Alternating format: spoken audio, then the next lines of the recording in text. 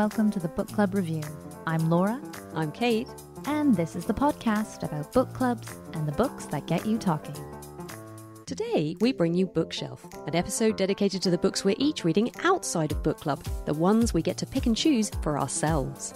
On my list this week, I have Intimations by Zadie Smith, Memorial by Bryan Washington, and The Moth and the Mountain by Ed Caesar.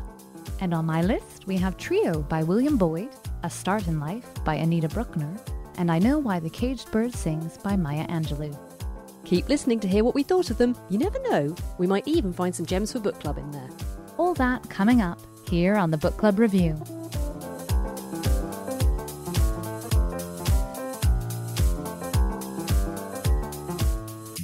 I like the way you say, I know why the caged bird sings. You say it quite conversationally. I know why the caged bird sings. I like that. How would you say it? I don't know, I think I'd say it quite sort of formally. I know why the caged bird sings, because I think of it as a sort of serious, important book. Just because I've never read it, I know nothing about it really. Wow. I can't wait to hear more. Okay, all right. Well, here we are on either sides of the world. You're in the shed. It looks nice and dark and cozy. It's very dark. And here I am, midday in Vancouver. And we haven't talked about what we've been reading outside of book club in ages. So I'm really excited. I feel like what we choose for ourselves is quite different to book club, wouldn't you say? I don't know. I find that quite hard to answer. It just feels like life has been so weird for so long. Even my reading isn't quite my normal reading right now because I'm just, by necessity, having to go for things that I can fit in. I was really conscious of that the other day when I was looking at some things online, wistfully, that Ahmet Altan novel. Apparently it's a quartet, and I think the first two, or the second one, has just been translated into English. And I was thinking, yes, that looks wonderful, but there's just no way that I would manage to fit in something that required that kind of sustained attention, something you really sink into. Or, you make that commitment, but then you say, okay, that's fine, I'm not going to read anything else for the next 3 weeks. And I miss that. I miss those kinds of books. I miss those reading experiences. But, one day it will come back. One day. Well, what have you been reading then? The thing we have in common is that we are both in lockdown again. And that brought to mind Zadie Smith's Intimations, which is a book of short essays that she wrote during lockdown 1.0. So that would have been spring last year. And I picked it up in the bookshop by the till, I think at some point over the summer. And it's such a slim little book. It had been just rattling around in my bag, kind of unnoticed for weeks and weeks and weeks. And I was just sitting on the sofa the other day and I had my toddler on my lap. She was drinking her milk. And with my free hand, I stretched out and fished this book out of the bag and opened it, started reading and was completely captivated. They are just so perfect. I love reading this book. I love the fact that I could fit it in. Sometimes you only have 5 minutes and you want to read something in that 5 minutes, then let it be something that's really just going to kind of expand your mind and take you on a bit of a journey and kind of nourish you, and this book just ticked all of those boxes for me. So it was great. I loved it. What does she write about? What subjects does she consider? She lives in New York, and actually the royalties from this are going to charity. They're going to the Equal Justice Initiative and the COVID Emergency Relief Fund for New York. And she's writing about coronavirus, and she's writing about Black Lives Matter. She's writing about privilege, suffering, her neighbours. It's sort of following her thoughts. And I actually wanted to read the little foreword because I think that gives you a really good sense of it. She writes, "There will be many books written about the year 2020, historical, analytical, political, as well as comprehensive accounts. This is not any of those. The year isn't halfway done. What I've tried to do is organise some of the feelings and thoughts that events so far have provoked in me, in those scraps of time the year itself has allowed. These are above all personal essays, small by definition, short by necessity. Early on in the crisis, I picked up Marcus Aurelius, and for the first time in my life read his Meditations not as an academic exercise, not in pursuit of pleasure, but with the same attitude I bring to the instructions for a flat-pack table. I was in need of practical assistance. That the assistance Aurelius offers is for the spirit makes it no less practical in my view. Since that moment, one form of crisis has collided with another, and I am no more a Stoic now than I was when I opened that ancient book. But I did come out of it with 2 invaluable intimations. Talking to yourself can be useful, and writing means being overheard." You really get to inhabit her thoughts in a way that I just loved. And it's very relatable in some ways. She's got her job, she's got children, I think. They're in lockdown. It's all quite difficult. Everything's very worrying. It's a very sort of anxious time. Should they leave New York? People are leaving and going to different parts of the country, or should they stay? So all of these things, very familiar dilemmas to many of us, but also she's just sort of really clever and wise. And I love the way that this sort of elevated my own thoughts. I felt lifted by it just by inhabiting her head for a bit. It was a delight. It really was. And it's funny because I have a slightly ambivalent relationship with the works of fiction of hers that I've read, in that I've wanted to like them much more than I have. So this was really lovely because I just felt like, oh, great. And her essays in her non-fiction writing, just completely no qualifications whatsoever. I just loved them so much. They're great. They're really great. We've talked about that in the past, haven't we? Just that we are slightly obsessed with her as an individual, but then her novels, there's just something a bit strangely cold about them, that you don't really care for the characters in quite the same way. I'd point listeners towards our episode's Swing Time. The exact number eludes me, but we'll pop it in the show notes. Because I'm quite nosy. My favourite chapter was the last one, which she calls Debts and Lessons, where she lists important people in her life, but very obliquely, and talks about, you know, what they've given her, like what she's learned from them. It's just a list. It really is just a list. But because I'm very nosy, I love that. To her husband, Nick, she wrote, how to love, how to give, how to grow up, laughter as a peace offering, courage, all intimations still in progress. And, you know, lockdown is a pretty intense time, I think, for relationships. And I just little things, but, you know, just sort of gave my own thoughts wings and made me really look at things in a different way. So I loved it. Yeah, it sounds like perfect pandemic reading. Now, what have you been up to? Yeah, well, I'm just trying to decide what to start with, whether I should talk about my latest reading in the order that we introduce them, or if there's a natural segue. I'm going to pick up Anita Brookner as a start in life, thinking about female novelists and female writers who write about writing. We love Anita Brookner. I say that, you know, we kind of love her on the basis of Hotel du Lac. Yeah. On our exhaustive reading of Brookner, which consists of one book, we love her. Yeah, well, so. Because she wrote a lot, didn't she? Yeah. Was it like 20 books or something like that? I think so. What does it say here at the opening of this one? I'm not entirely sure. I can remember there's quite a long list. Yeah, so this is quite an old book, and I picked it up off the shelves of my mom when we were living together when I first arrived in Canada. And I say it's quite an old book, as in it was published in 1985, and this edition is from 1989. So she may well have written more into the 1990s. But here we have 7 novels listed and 3 nonfiction books. I picked this up because I loved Hotel du Lac so much, and it was slim, and my New Year's resolution was to read more novels and therefore to read shorter novels. But it was the opening line that hooked me, and that is, Dr. Weiss, at 40, knew that her life had been ruined by literature. And I thought, oh, okay, fantastic. And it goes on. In her thoughtful and academic way, she put it down to her faulty moral education, which dictated, through the conflicting but in this one instance united agencies of her mother and father, that she ponder the careers of Anna Karenina and Emma Bovary, but that she emulate those of David Copperfield and Little Dorrit. And then it goes on. I really didn't like this book, just go straight into it. Our main character, Dr. Weiss, she's 40 when we meet her. But then this is a coming-of-age story, so that you go back in time to her childhood and to her teen years growing up with the companionship of her incredibly neglectful, self-absorbed, unintellectual parents and this chain-smoking, neglectful housekeeper who rather indulges them. Her mother is a beautiful actress on the stage, but as she ages and her career flounders, she just takes to her bed and never gets out. And then Dr. Weiss's father owns a rare bookshop that he's inherited from his mother, who is a European Jewish emigre to the UK. And he just kind of doesn't do much until he sells it after his mother dies. And then, what is Dr. Weiss's first name? I really should say. Oh, it's Ruth. And, you know, Ruth is sort of adrift between these two forces who don't show her much affection or care, and she's trying to figure out who she is, and it has all the ingredients to be really winning, and yet Ruth is just a dead bore. Oh. And it's like, I think, you know, it's the 1970s and 1980s in London, and that's not the most exciting period in British history. And that just comes through. Everything's grey. Someone brought up the word greige with me recently, you know, grey beige, greige. And I'm like, yeah, it's just drab. And I noticed it has a brown cover. It does have a brown cover. It has a portrait of a young woman with long red hair, and Ruth has long red hair. She goes to Paris. She has a sexual awakening of sorts there, but it's very anticlimactic. And then you fast forward to her being 40, and life hasn't really happened to her And there's about 15 years left out on this journey. And I think it's supposed to be funny. You know how you and I have talked about this, novels that are supposed to be very funny, and yet we completely miss that. Here on the back, the Financial Times says, often very funny tragic comedy, pitched exactly the right note. For that reviewer. Here's interesting, though. It says, a most welcome debut. Could this be her first book? Things I should know. That sounds like the sort of thing we should have researched. There's still time. In advance.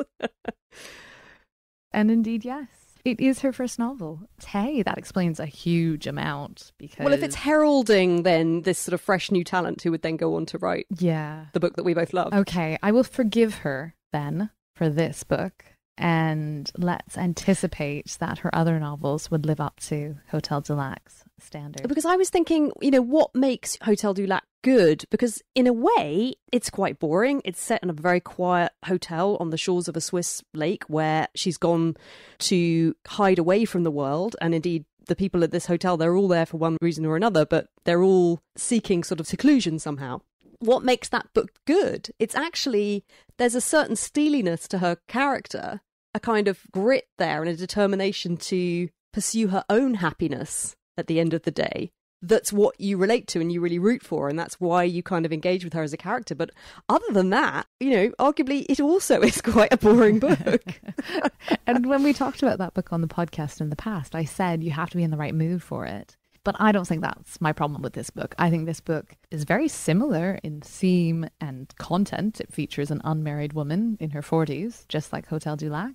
But it doesn't come together. It has no heart. It has no soul. And you don't feel that Ruth is going on to, I don't know, is like fulfilling herself or whatever. Unlike in Hotel du Lac, where, as you say, there's a grit to the character and there's a real conclusion to the limbo she's been in. Anyway, not for book club. I've got another unread Anita Brookner novel. I can't remember which one it was that I picked up in a secondhand bookshop ages ago on my shelf. And I always mean to dip into that because, I'm curious to see what her other books are like. But it sounds good that I don't have to worry about, what was it called again? Even the title is unmemorable. A Start in Life. A Start in Life. Great.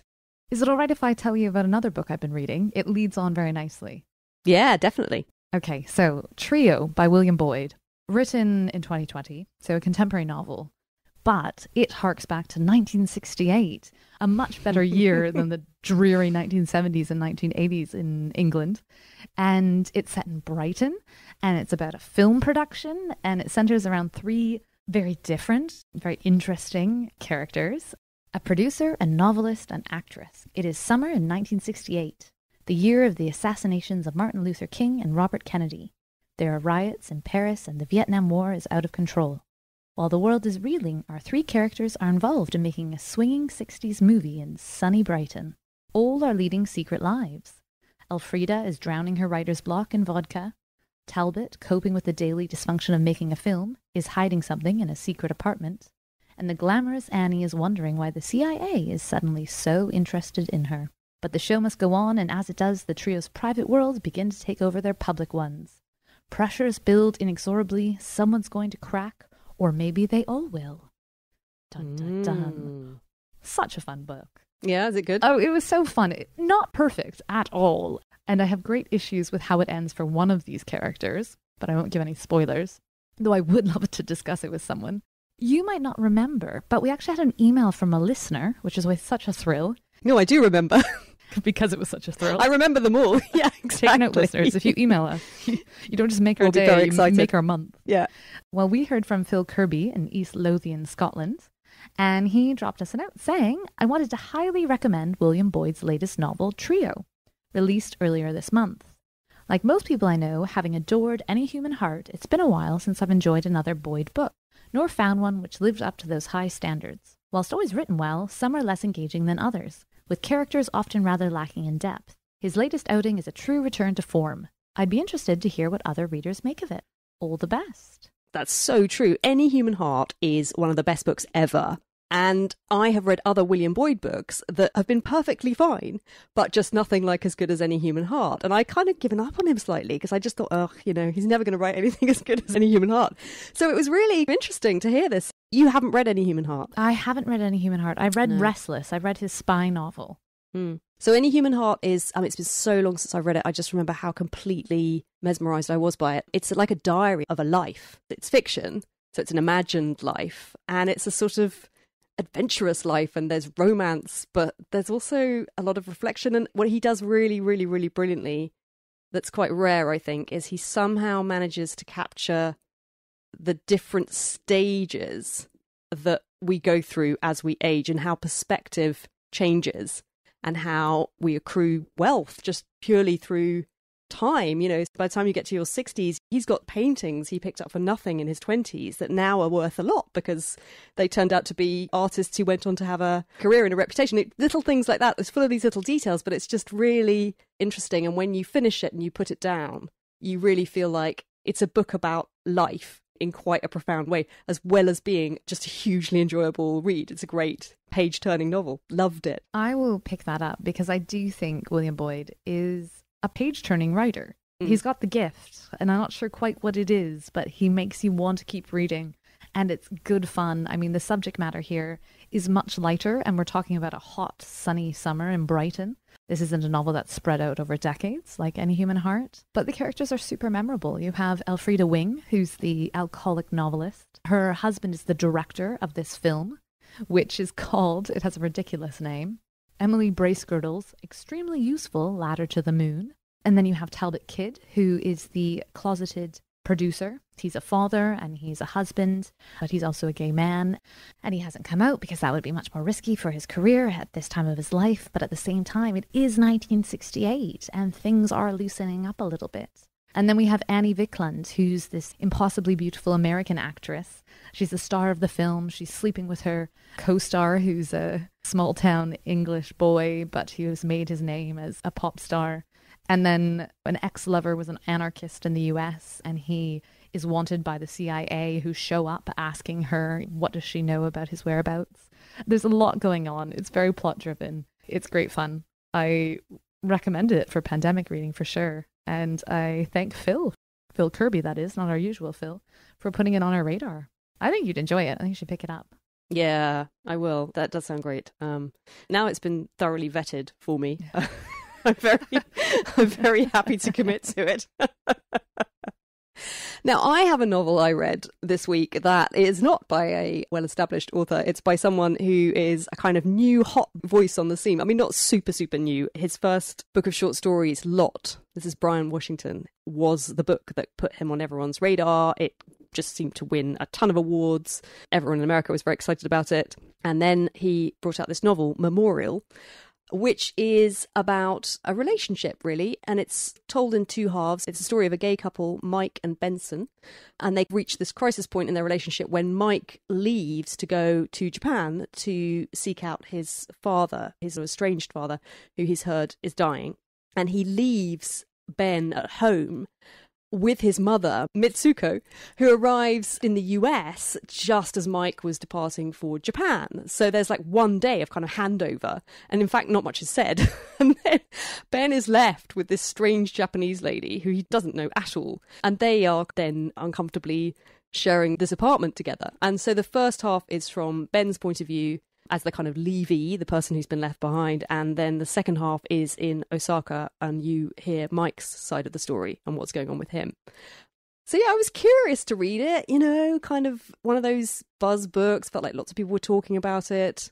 I'm always quite interested in anything that deals with Japan because I've travelled there a lot. It's a country that sort of made a big impression on me. So when I knew there was that Japanese element to it, I was like, oh, great, you know, this will be really interesting. And it's an interesting read. Okay, go on. I do think it would be excellent for book club. I think it would be a brilliant book club book. It's not that long. Structurally, it's interesting. It's written in quite an interesting way. He doesn't really use... there's punctuation, but not a lot of it. In fact, everything about this novel is very sparse and pared back. There's nothing as helpful as a speech mark or anything like that. You just get these sentences and you have to work out who is saying what. And I don't know if maybe it was worse because I read it on the Kindle, but there were definitely moments where I was like, wait, is that a continuation of the same person or is that someone else coming in? Like it wasn't clear, and that kind of annoyed me just because it kept throwing me out of the flow of the story, which otherwise is really good. He's very good at these sort of short sentences, but you do get really drawn in. It sounds interesting. I'm intrigued. Well, is it short? Does it fit my short novels criteria? It's not super long. I'd sort of say it's short to mid-length. Okay, all right. I sort of whipped through it quite quickly, I guess. But partly also, I suppose, the way it's written, nothing really slows you down. And I almost felt like I skated through it a bit, which it feels like the writing encourages you to do that. But actually, really, it's very much a novel about the things that aren't said. And what he does really, really well is he captures the subjectivity of human experience, the fact that I can never know what you're thinking and feeling right now. Even though you're sitting opposite me, I can see you, I can see your expressions, but I don't really know unless you tell me. And even if you tell me, the way you articulate it isn't going to be quite the same as what you really, really feel inside. And he somehow manages to capture that in a way that's really interesting.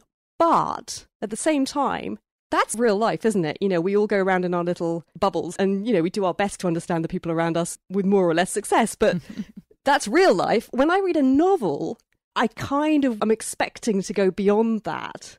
And so for me, it was quite an alienating experience to read this book where I'm getting what feels like a very surface portrait of these two people. And I didn't find the characters particularly differentiated, like Mike and Ben.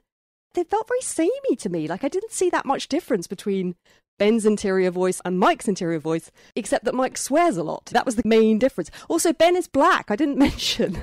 Well, a couple of interesting things about that. One is that he's black, and definitely racial issues do crop up. But one of the things that I thought was really interesting was the way that it's never the point of his perspective or the story. It was always just a little, very matter-of-fact facet of his entire existence. And the other interesting thing about the Ben character is that he's HIV positive. And again, like, you know, you could write a whole novel about someone's experiences being HIV positive. But in this, it was very much an aside. Like it just, again, was just something that it so happened that he had this disease and he was living with it and he was taking his medication, but that was all you ever heard about it. So it's really interesting, the things that he chose to leave out and the things he chose to focus on. And even though I found it, ultimately, for me, quite a frustrating read, and I was a bit irritated with places where I felt it was a bit sloppy, and I was like, what's wrong with punctuation? You know, is punctuation really so terrible? I feel like 1,000 years old, but, you know, it's just sort of helpful, isn't it, to know this person is speaking and now, comma, oh, great, new person. All of that did bother me. And one other tiny thing, but he puts in these photos, obviously of real life Japan, that are included in the text as if Mike has sent them back to Ben. In fact, that's what they're supposed to be. In the text, it will say, I pinged him a picture on my phone, and then you see this picture. And I loved that. I was like, oh, great, pictures. That's nice, isn't it? But why only Mike? And why only pictures of Osaka? Like, there's no corresponding pictures of Houston, I think, which is where Ben is, going back to Mike. Or indeed any other character employing pictures. And it felt a bit like random and like basically like, I don't know, the author went to Japan, got all excited about it, as you do, because Japan does have that sort of effect, I think, on people when they go there, came back and was like, I'm going to use this, I'm going to put these pictures in my novel, it'll be great. And I was like, yes, but why are they there? Like, how is that image contributing to the story? I do not know. So, you know, anyway, this is all to say, I just think it would be so great for book club, because I think everyone is going to have a different reaction on it. The more I think about it, having finished it and having a few days to reflect on it, the more interesting a read I think it was for, as I say, what was unsaid. And I thought that was very good and very clever. I haven't quite read anything like that before, and I really liked it. But certainly when I snapped it shut, I was a bit like, ugh, you know. I think it sounds good. And I was a bit like, what am I missing? Like the rave reviews and people just, you know, piling over themselves to kind of pour on the praises. And I felt a bit underwhelmed. I was just a bit like, oh, okay, all right. Maybe they got there before there was so much hype around it, because hype is always tough. It's very unhelpful, isn't it? It's tough to live up to the hype. Yeah. I just Googled to see if Bryan Washington had written for The New Yorker, because I find there's almost always a correlation between a huge amount of hype for a debut novelist and whether they have written for The New Yorker in the past. And indeed. And? Yes, he has. Well, but hasn't almost everyone written for The New Yorker? I mean, even Ed Caesar, who I'm going to talk about next, who's a British journalist, he's written for The New Yorker. Okay, all right. Well, his fiction has featured in The New Yorker. And, you know, I just saw headlines, you know, much anticipated debut novel, because he would have written short stories, right? And created a buzz around his name. Tell me about Ed Caesar.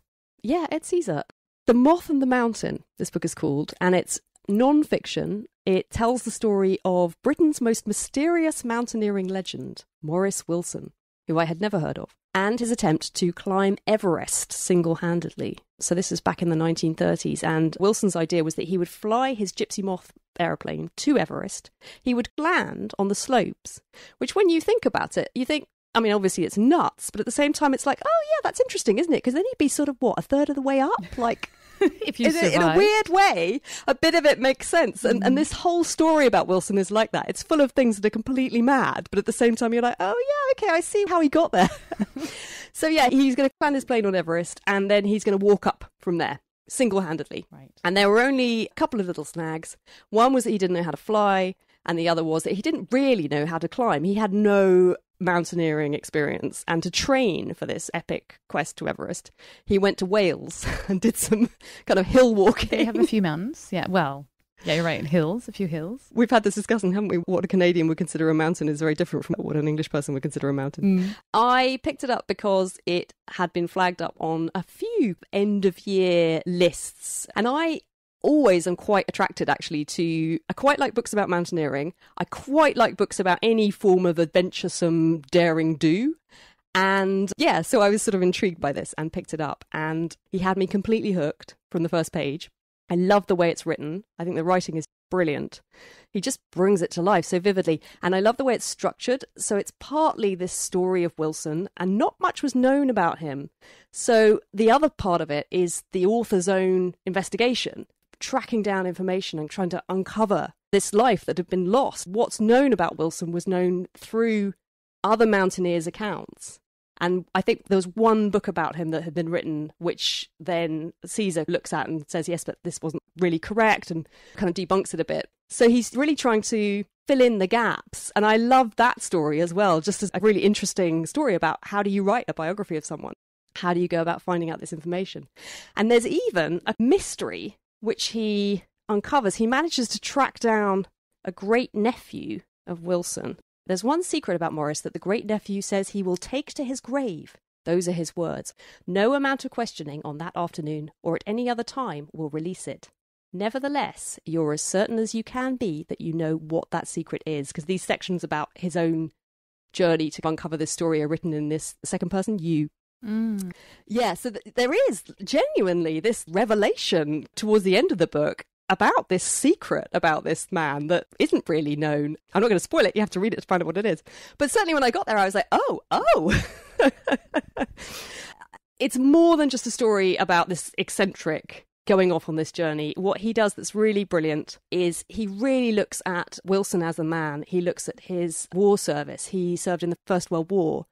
And Ed Caesar looks really carefully at what his experience would have been and considers the psychological damage that not only Wilson, but this whole generation of men who survived the war, who came back to tell the tale, but were damaged in so many other ways, and that there was no help or understanding of the trauma that these people had been through. You know, you expected to be sort of stiff upper lip and just get on with your life. And what I loved was that then there is this sort of very eccentric, single-minded determination to go off and do this mad thing. And yet you start to understand why he might have been so fixated on this particular quest. And he's not entirely a nice person in lots of ways. You know, he's pretty terrible in his relationships with women, very arrogant. There are lots of things not to like about him. But I think because he's given you this background and this understanding, you do empathise and you do root for him. And there's this crazy self-belief that he had that you find yourself, it's infectious. So when he finally does make it to Everest, you're like, is he going to do it? I mean, we know he didn't do it. Of course he didn't do it. But there's a moment where you're like, maybe he'll do it, you know. And just the journey down there, you couldn't just fly from London to the Himalayas in those days. You probably can't now, actually. But in this Gypsy Moth plane, he had to do it by stages. And the government didn't want him going. Relations with Nepal and Tibet were very delicate. They had official expeditions who they were in very complex diplomatic negotiations to get these people, Sir Edmund Hillary and that crew, you know, to get them in there so they could go and do their summit attempt. And they didn't want Wilson crashing in and messing it all up. So he just set off He nearly crashed when he took off, but he just managed to clear the hedge in time because he wasn't great at flying. He'd only learned 6 months before. And then he goes down there by stages and the government are trying to pursue him and shut down his routes at every step of the way. And it's just gripping. It was so gripping. And there's one point where he has to change course and makes this desperate leap across the Persian Gulf. I think the range of his plane is 700 miles. And the journey is something like 700 miles.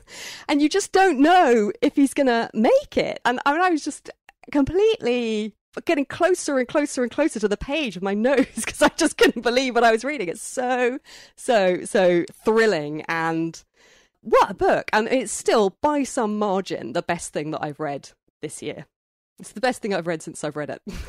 Yeah, I was going to say, it's only been, 35 days of 2021. It hasn't been that long. But you do read a lot, so, that is high praise, even still. Yeah. If you want something that's really just going to grip you and completely unexpected, very original. Take you out of our time as well. That was one of the reasons I loved Beryl Markham's West with the Night so much. I read it in lockdown, and it just took me back to those kind of glamorous, heady, adventurous years of the 1920s and 1930s. I feel like Beryl Markham had a lot in common with this guy. I even passed it to my husband, who does not read anything. I thought he might be interested in the flying section because he is a private pilot, and he was. So I left him with it. And I went back in there and he was just glued to the page. So it even got someone who doesn't read reading. And he said, so who is the said Caesar? And I said, I think his previous book is about marathoning. I think it's about the struggle to break the 2-hour marathon. It was like an impossible goal that anyone could run a marathon in less than 2 hours. And I think not so long ago, someone finally did it. And I think he's telling that story. Anyway, what my husband observed is he's just said, oh, right. So he's someone who's really got a nose for a good story. And I think that's true. I think he knows the story and he just told it so well. So for me, partly the delight was just reading something that I thought was so well executed. It was a pleasure from start to finish. I really do want to read that one. It's hard. I find I never read the books that you've read because it would just end up being a duplication of effort when it comes to the podcast. Talking about them. Do you know what I've just started? What? You'll be pleased with me. What? I've just started A Drop of Patience by William Melvin Kelly. Oh, good. That was, was that my best book of 2020? Yeah, it was, I think. It was your top book. And I read the first chapter and I was like, oh, yeah, this is really good. Yeah, and then Beryl Markham's West with the Night was number 2. Oh, good. I'm so glad you're reading that. Well, maybe I'll do the same and pick up some of the ones that you've mentioned over the past few shows. Well, speaking of classic books that we ought to read, tell me about Maya Angelou. Yeah, so I have heard of Maya Angelou, and I knew that she was a very important figure in the civil rights movement in America, and that's it. I don't even think I knew she was a poet. I just knew that she was important and famous. And someone gave me a copy of Maya, which is a children's book, a very small board book. And I read it to my daughter, and she's slightly obsessed with it because she loves looking at people's faces. And I've read it to her many, many times. It's one of the few children's books we have in the house, actually, that shows human beings rather than animals. And she's way more into human beings, illustrated human beings, than she is creatures on the page. But of course, it's incredibly top level. And the copy is basically, Maya and her brother arrived in a town to live with their grandmother. People there didn't treat them well. Then Maya got hurt. Her brother read to her in the hospital. Maya didn't speak much until a friend told her to try reading out loud. Then Maya loved books. Maya did many things in her life. She, she was a poet, an actress, an activist. And then it sums up, Maya, when Maya was older, she told her story to the world so that other people could learn from it. That works for a 1-year-old, I suppose. I was like, okay, I need to do a bit more reading. And so I picked up her most famous book, her first memoir. She wrote 7. And that is I Know Why the Caged Bird Sings. And it charts her life from her arrival in Stamps, Arkansas with her brother when they were 3 and 4. They arrived by train alone. They had been entrusted to the porter by their parents and given little tags telling people where to drop them off. But the porter got off a few stops later, and so they were just taken into the care of other black passengers. This was the Deep South. This was segregation. This was 1930s, because Maya Angelou was born in 1928. They get taken off in Stamps, Arkansas, and there they live with their grandmother and their uncle. Their grandmother is the owner of the only general store for the Black population of Stamps, which is a teeny tiny little town in Arkansas with rigid segregation. You know, Maya doesn't even really go into the white part of town throughout her childhood, because why would you? And the dangers that are involved in doing so. It is beautifully written, as you might expect from a poet. You get a real sense of what life was like and the richness of the relationships that these people cultivated, because they were the only ones who would really look out for each other. There's a really understated, harrowing passage when the white retired sergeant comes over to see her grandmother, who's very well known and, as far as it goes, quite respected by the white community. And so the sergeant pops by and he says, "Oh, the boys are really worked up. You might want to be careful tonight." He's talking about the Klan and the Klan on the hunt to lynch whoever they can get their hands on. Well, I should say whatever black men they can get their hands on. And so they remove all the onions from a box in the general store, and all night their uncle hides in there to be sure that he's safe, and actually, you know, nothing happens to them. I don't think anything happens to their community that night. But it's just these brutal moments. And elsewhere she talks about her education at the local school and the facilities they don't have. They have nothing compared to the white school on the other side of town. And sometimes you read this and it feels like science fiction. And I say that, like, obviously we know about segregation. Obviously we know about the history of slavery and that impact. But there's some novels that make you see it with fresh eyes. And you just think, how could that be? It feels like science fiction because it feels like it could be a portrait of some futuristic society where you're split down on total arbitrary lines, because of course that is what happened. You know, it was about race. I somewhat skated over, and then I did go back and read it. It's the part where Maya Angelou is sent with her brother back to live with their mother in St. Louis. And that's the moment in the children's book where they just say she's hospitalized, and then her brother reads to her, and then she begins to speak again. And what happens, in which she describes quite vividly and painfully in this memoir, is that she was raped by her mother's boyfriend at the age of 8. And there was a trial, and then her and her brother were sent back home. And actually, she had these sort of wild uncles, and the man who raped her was murdered as soon as he was released. And the implication is very clear that her family took care of it. How she's able then to overcome that through reading, as the children's book says. And I think through her own spirit. I mean, her parents are quite aloof, and there's this trauma because, you know, their mother isn't there. Why have they been sent to live with their grandmother? Yeah. And yet at the same time, she's quite a strong, loving force. It's just that she's getting on with her life. You imagine she's probably quite young. People would have got married and had children when they were in their late teens or early 20s. So she just wanted to get on with her life. I have to say, I have been reading it slowly. It is not a page turner. It is something to read slowly and mull over. But that said, my friend Alice, who's in my book club, when she heard I was reading this, she said, "Oh, I read I Know Why the Caged Bird Sings," which is the first memoir. And then I read all the rest. So she read 7 memoirs from Maya Angelou in a matter of weeks. And I was like, ooh, I don't think I'm going to do that. But it is, as you might say, a very worthwhile book, and quite powerful too. Yeah. Yeah, that's amazing. I'm like you. I just sort of know of it. I know the title and I know it's important, but I don't really know anything about it. And I didn't even have the children's book. I know about Frida Kahlo. That's the one we've got. What is that series? Like Little People, something? Big Ideas? They're sweet. Yeah, something like that. Yeah. Something like that. And they're really sweet. But yeah, so I know about Frida Kahlo and Coco Chanel. So that's it for our latest reading. I have a few books on my TBR pile. I'll flag one just as a teaser for our next bookshelf episode. It is His Only Wife by Peace Adzo Medie. And it is a Reese Witherspoon book club pick and a Marie Claire book club pick.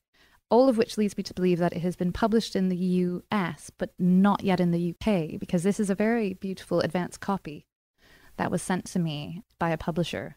On the back cover, it just has a quote, and it says, "Elichem married me in absentia. He did not come to our wedding." And then elsewhere, it says, "Crazy Rich Asians for West Africa. A Cinderella story set in Ghana with a healthy splash of feminism."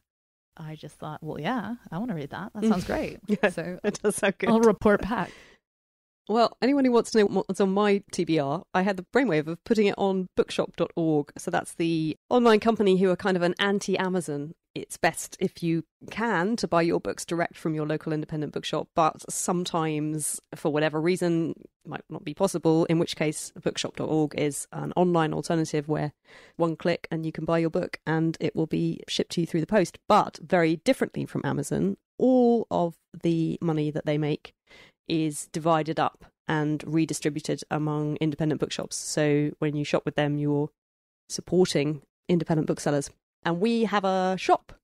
We have Book Club Review Podcast Shop, which has so far just one list in it, because that's all I've got around to putting in there.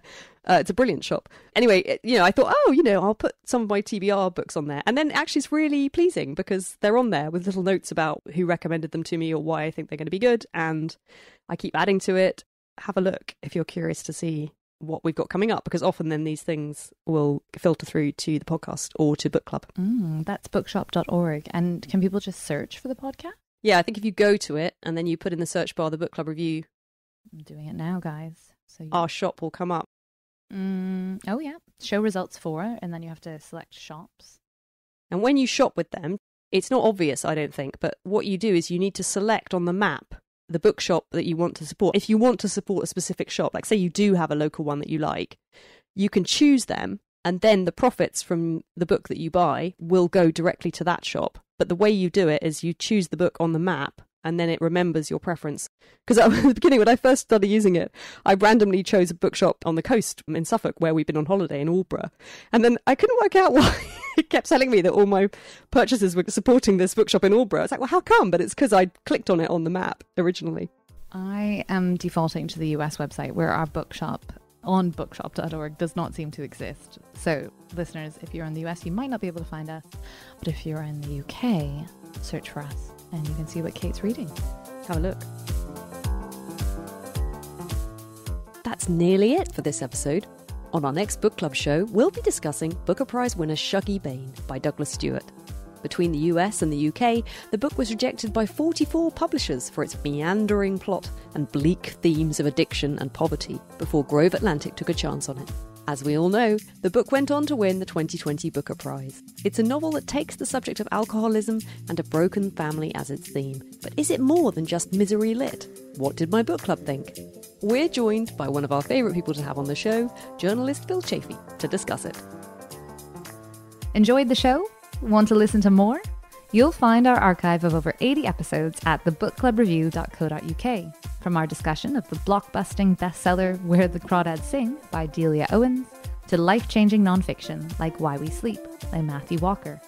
You can also explore our ever-growing library of book reviews and articles, all designed to help you figure out your next read, whether for yourself or for your book club.